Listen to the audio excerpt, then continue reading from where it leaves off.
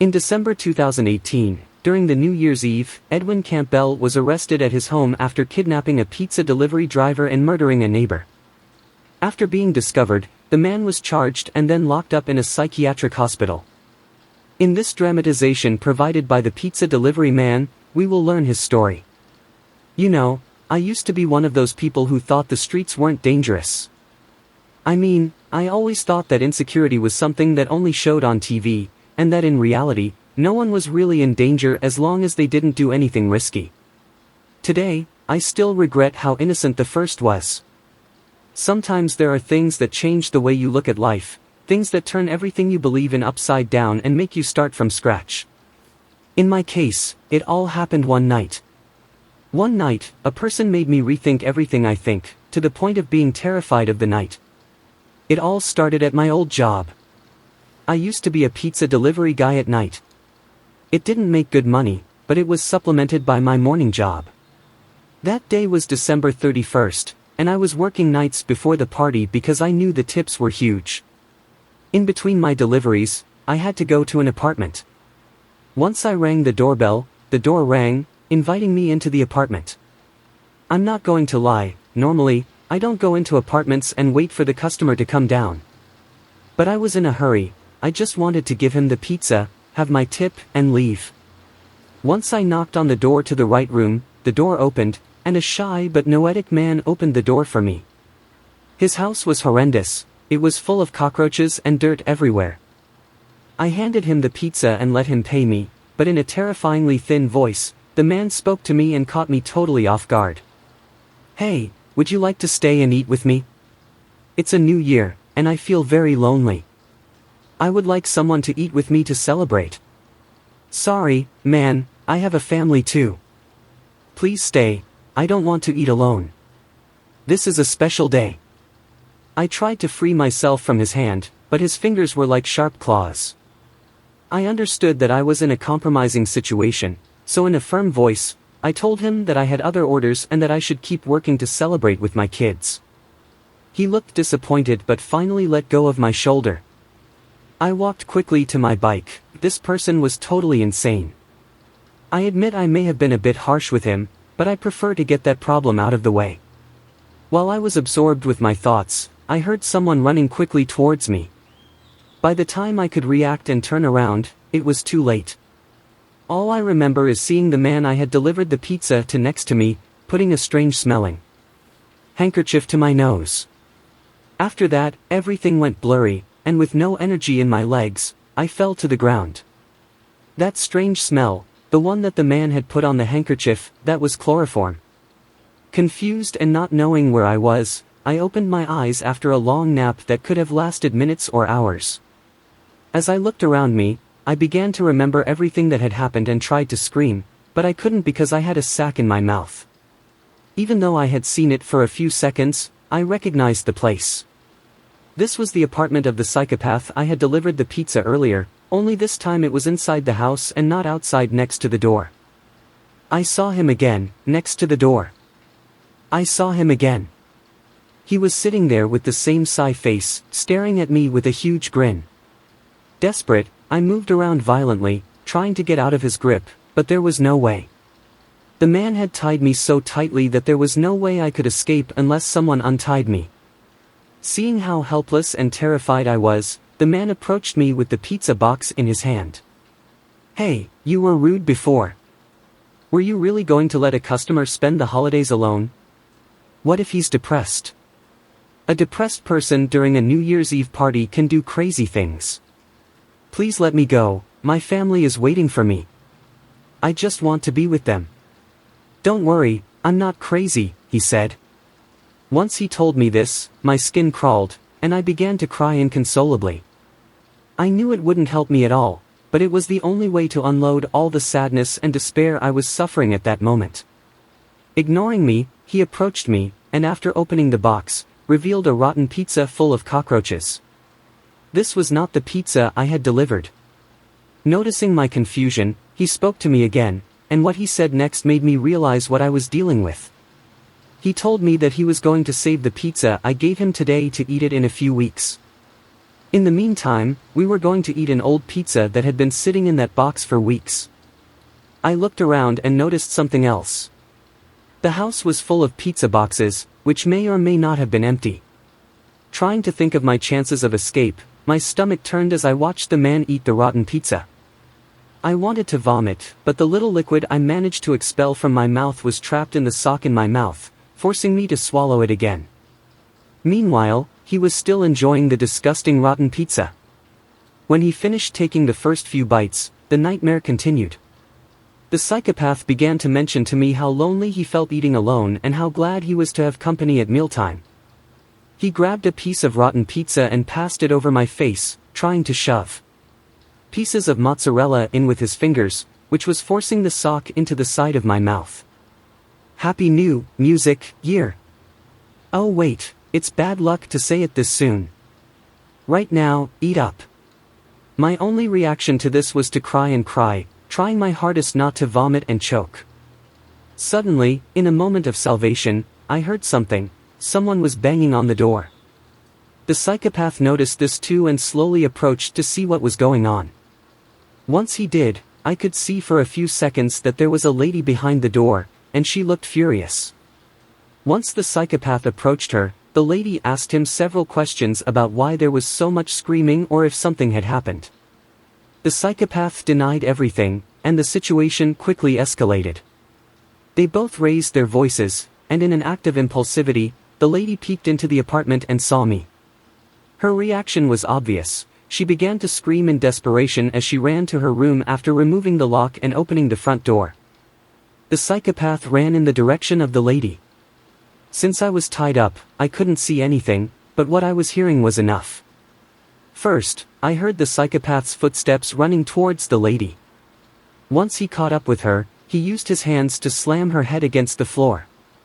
The lady's screams became more and more muffled, but by the fourth or fifth blow, nothing could be heard anymore. After a few seconds of silence, the footsteps were heard again, and they returned to this room. He was home again, and there was blood on his hands. Before he could lock himself in, some neighbors entered the psychopath's house and began to beat him. They saw what he did to the old lady from their homes. When they saw me, they automatically released me, and I called 911. Shortly after, the police arrived and took the psychopath away. The neighbors told me that they came out of their homes because of the screams of the lady. During that same night, more than 10 bodies were found in the basement of the building. This man had been killing with impunity for months.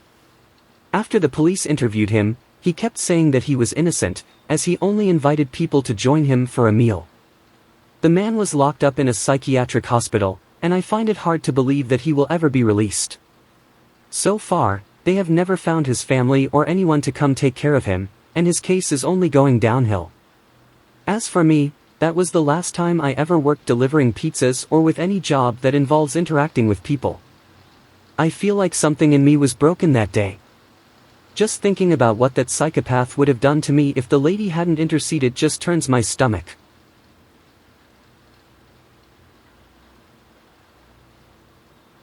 Hey, my name is Evan, and what I'm about to tell you now may seem a little unbelievable, but I need you to open your mind to what you are about to hear.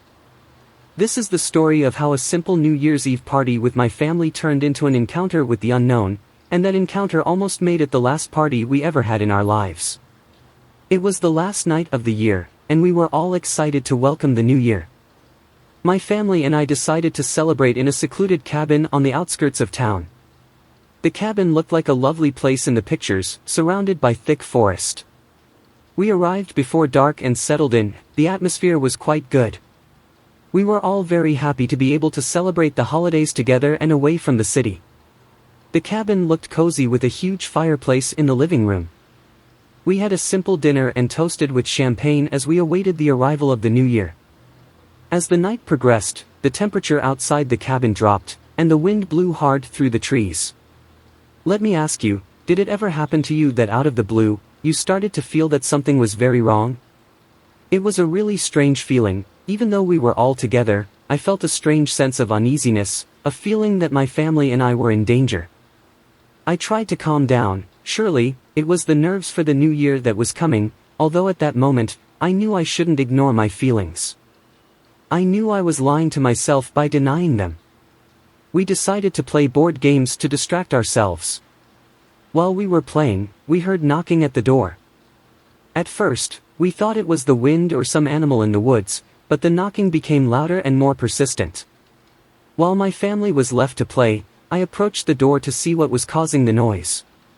My kids were pretty scared, but I told them that it always happens, that they were normal cabin noises, but that I was going to leave them alone for just a moment to go see what it was. To tell you the truth, I must admit that I lied to them, and added to my previous feeling, I was absolutely terrified. At first, I peeked through the door, but I didn't see anything. At that moment, I realized something. I was in the middle of nowhere.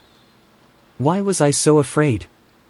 Challenging myself, I went out the front door and started looking for the author of the noise.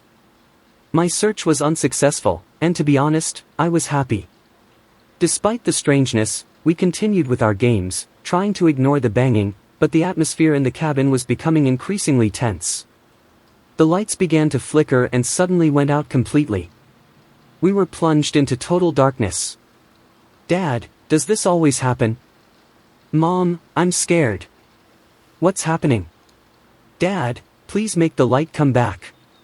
To tell you the truth, both my wife and I were absolutely terrified. We had both come to the cabin before, and nothing like this had ever happened. We tried to calm the children down as best we could, but it was becoming very difficult. As we couldn't even calm each other down, from one second to the next, the cabin became much colder. I felt a shiver run down my spine. The only source of light came from the fireplace, but it was already fading. As we tried to light candles, we heard whispers rustling from the shadows.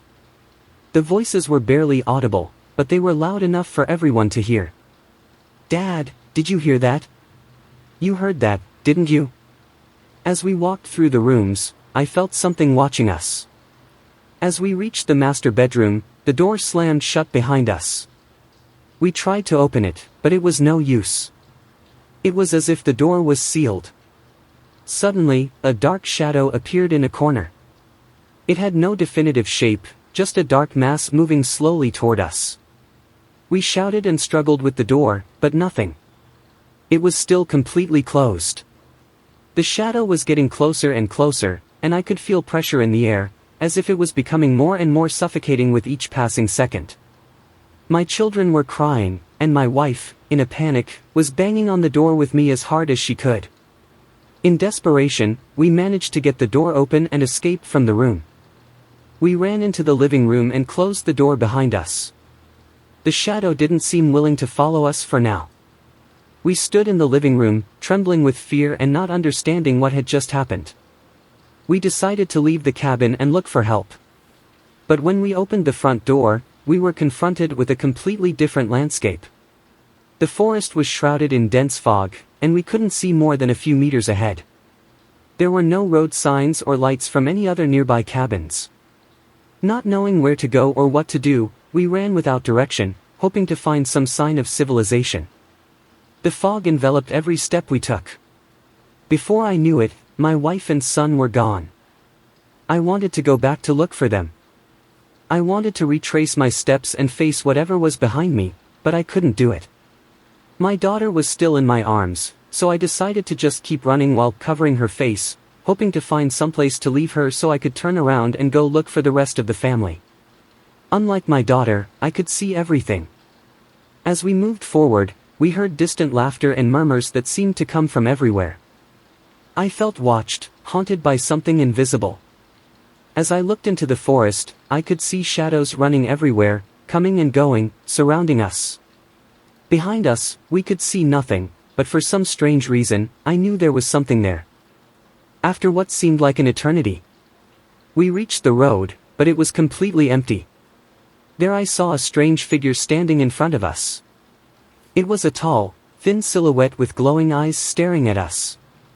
I froze, unable to look away. The figure began to slowly approach. This was the shadow from before. The mist thickened around it. We could hear its light footsteps but couldn't see its features clearly. We felt the air grow colder as it got closer. The figure stopped and began to mutter incomprehensible words. They were the same words we heard in the cabin. Instantly, the laughter and whispers we had heard earlier intensified. The fog grew thicker, enveloping us completely. I left my hands on my daughter's eyes and closed mine as well, fearing what would come next. With my eyes closed, I heard a violent roar and saw a light rapidly approaching us through my eyelids. That noise, I knew that noise. When I opened my eyes, my wife and son were in front of us on top of the truck.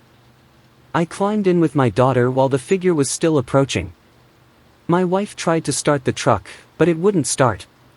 We looked out the window, and the shadow was gone. But before we could calm down, the van started to move from side to side as if someone was shaking it. Whatever was attacking us had a lot of force, so much that it was about to knock the van over. Suddenly, my wife managed to start the truck and accelerated as fast as she could, leaving all the fog behind us. When I turned around and looked out the window, I could see the shadow materialize out of the fog once again, walking to the center of the road and staring at us as we ran away. We never returned to the cabin. By the time the new year rolled around, we were inside the truck, crying. Once we got home in the middle of the fireworks, we gathered in our bed with the kids and slept in each other's arms, hoping the day would pass as quickly as possible. I never saw that shadow again. Even when I went back to the cabin with some family members to get our things, I never knew what happened during that New Year's holiday. But it was as if, together with the previous year, that being decided to disappear, never to return.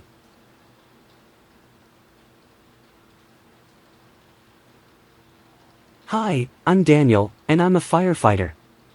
You must be wondering why I'm telling you about my profession. That's because I'm about to tell you the story of why I decided to be a firefighter. I'm an orphan, and on the day I turned 18, my foster family kicked me out of their house. It was a hellhole, to be honest, but at least I had a roof over my head and a bed to sleep in while I lived with them. It was my birthday, and also my first day on the street. Did I mention I was born on the 31st of December, so technically, it was New Year's Eve too. I had about $200 that I somehow managed to save up from my job at the bakery and a small duffel bag full of clothes from the thrift store. My foster parents took all the money I earned and left me with a bare minimum. Now I was free but still had nowhere to go. I knew life on the streets was hard, so I approached a homeless shelter the same day. Unfortunately, there was no place for anyone, and so I began my first day as a homeless adult. I still had my job, so sooner or later, I knew I would be able to rent a cheap apartment. But I didn't know how long it would take. I was just a high school graduate with no finance or plan to go to college. I went to my job next. The bakery was awfully busy as it was the year end. I finished my shift at about 7 p.m., and as a gift to myself, grabbed a slice of cheesecake to celebrate my 18th birthday. The day I finally left my hellish foster family behind deserved a small celebration. After eating the cheesecake, I was walking on the sidewalk with nowhere to go, so I just decided to sleep on a park bench. It was around 9 o'clock in the evening when I was just laying on the bench with my duffel bag under my head, staring at the moving branches above. The park was almost completely deserted, so I was a bit spooked when someone touched my foot. I got up and looked at the two people standing in front of me. The couple looked as if they were in their late 70s, both were dressed in modest clothes and were smiling at me. They looked harmless, so I asked, "What do you both want?" To which the old lady said, "Son, it's the 31st of December. Are you just going to sleep on this old rusty park bench and wake up to the new year?" I immediately knew she was kidding, so I smiled back and said, "Ma'am, I'm sorry if it bothers you, but I'm homeless and have nowhere to go. So I decided to sleep in the park.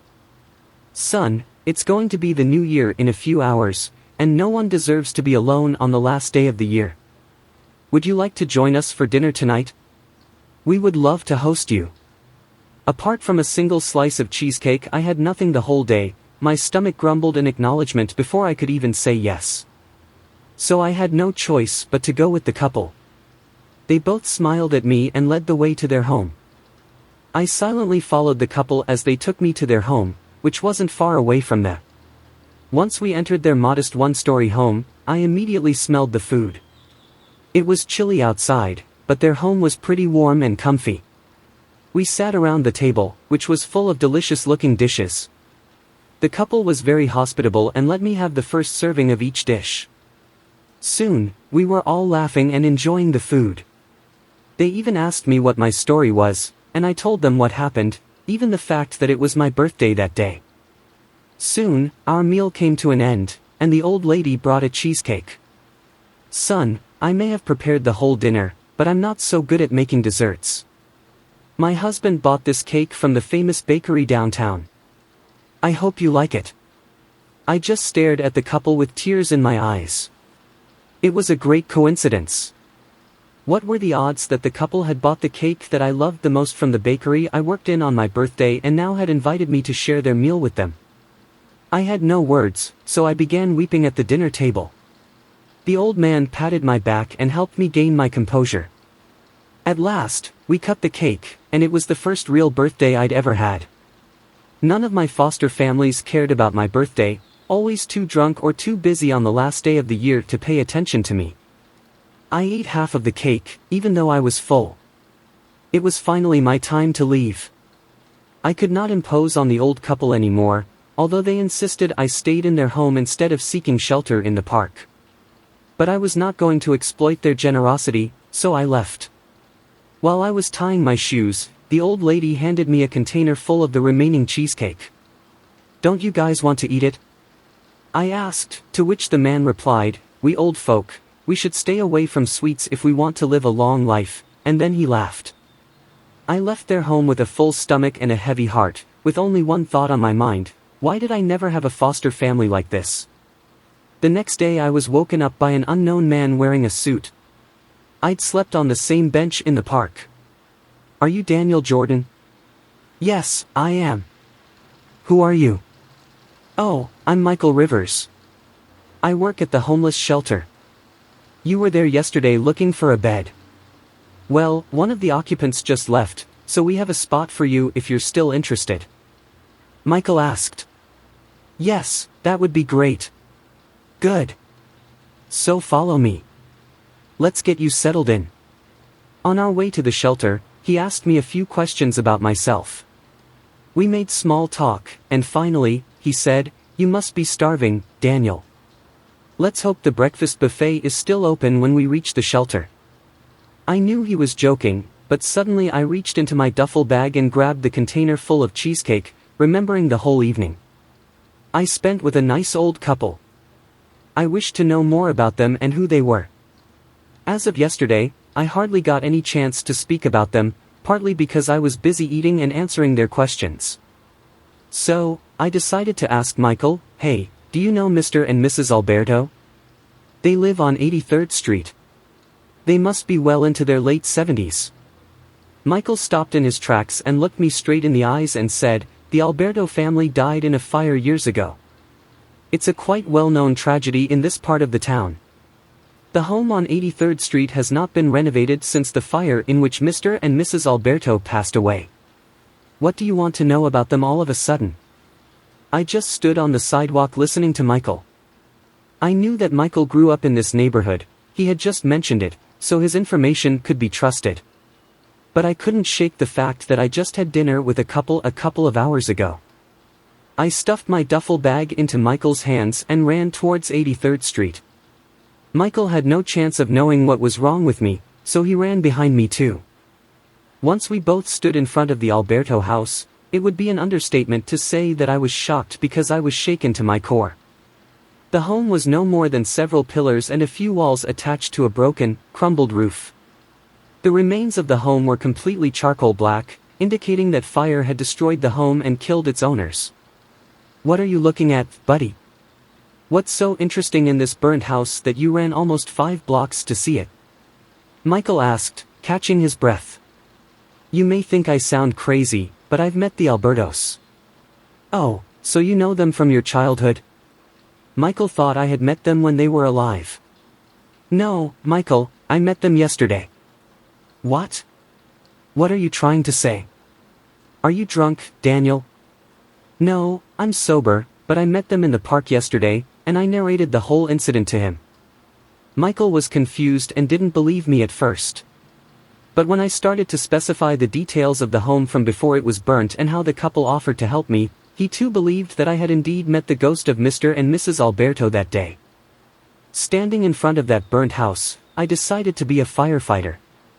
I realized that no matter what, the good in the world always remains good, and they both should have been alive if it weren't for the fire. I don't know why the couple helped me, what their motive was. They sure did make me feel special and loved. They gave me a purpose in my life and helped me when I was at my lowest. Now, as a firefighter, I make sure I save each and every person I can. And that day, as I and Michael walked away from the Alberto house, I dug into my duffel bag and guess what? The container was still full of cheesecake.